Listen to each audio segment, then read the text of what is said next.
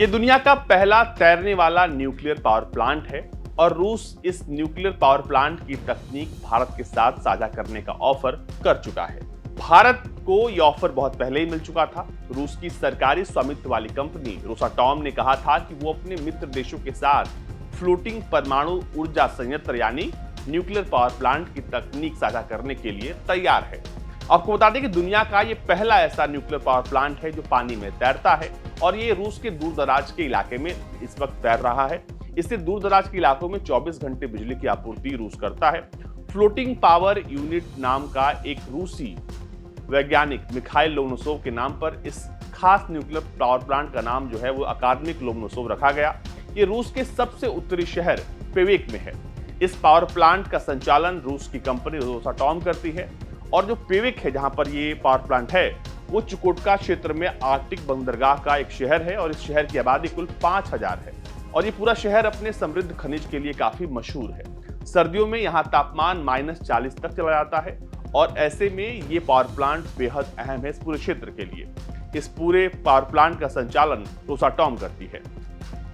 अब बात करते हैं इस खास न्यूक्लियर पावर प्लांट की। अकादमिक लोमोनोसोव दुनिया का सबसे उत्तरी परमाणु ऊर्जा संयंत्र। इसके निर्माण की शुरुआत सेवेरोडोनेत्स्क में समावेश सबमरीन बिल्डिंग प्लांट में हुआ था। अकादमिक लोमोनोसोव की नींव 15 अप्रैल 2007 को रखी गई थी और शुरुआत में इसे मई 2010 में पूरा करने का लक्ष्य रूस ने बनाया था, लेकिन ऐसा नहीं हुआ।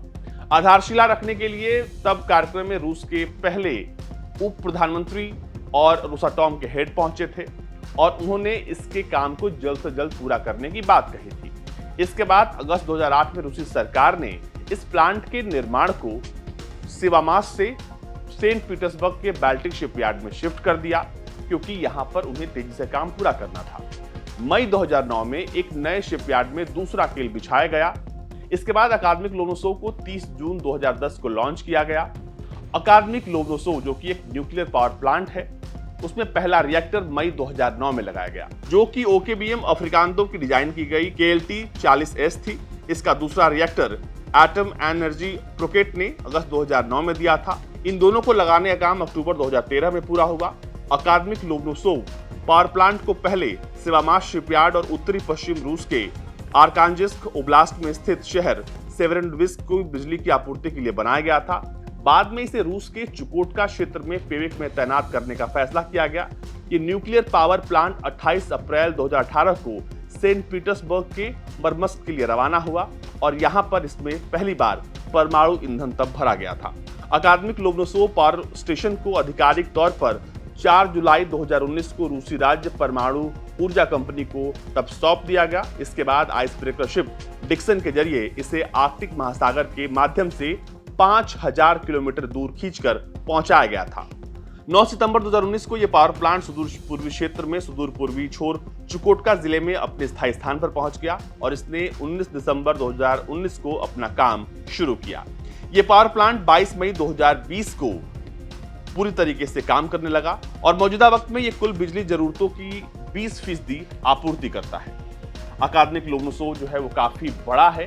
ऐसे में इसका जो पूरा ढांचा है वो समझाते हैं कि आखिर कितना लंबा है, कितना ऊंचा है और क्या क्या इसमें लगा हुआ है।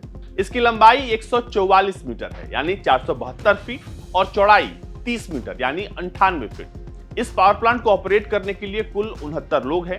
इस पावर प्लांट में बिजली उत्पादन के लिए आइस ब्रेकर प्रोपल्शन रिएक्टर से मिले 2 KLT-40S रिएक्टर लगे हैं और ये एक साथ 300 मेगावाट की बिजली पैदा करते हैं।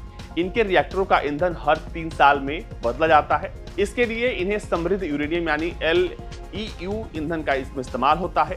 अकादमिक लोमोनोसोव को जनरेशन प्लांट के रूप में इस वक्त काम कर रहा है क्योंकि रिएक्टर की बेकार की गर्मी जो है वो क्लैम्प्ड पाइपलाइनों के माध्यम से 60 मेगावाट तक का थर्मल पावर यहाँ पर पैदा करती है जो कि बाकी की चीजों के लिए यहाँ पर इस्तेमाल होता है।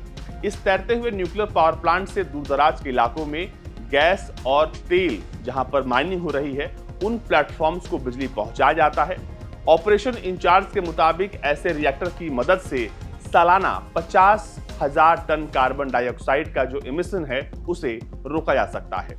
लेकिन इस न्यूक्लियर पावर प्लांट को लेकर दुनिया भर के कई एक्सपर्ट्स मानते हैं कि एक तैरता फिरता चेरनोबिल है। इससे कई पर्यावरणविद जो है वो काफी परेशान हुए, क्योंकि उनका मानना है कि अगर यहाँ पर लीकेज होता है तो पूरा क्षेत्र, न सिर्फ पूरा क्षेत्र बल्कि इस इलाके से होकर गुजरने वाला हर पानी और हवा सब कुछ दूषित हो जाएगा।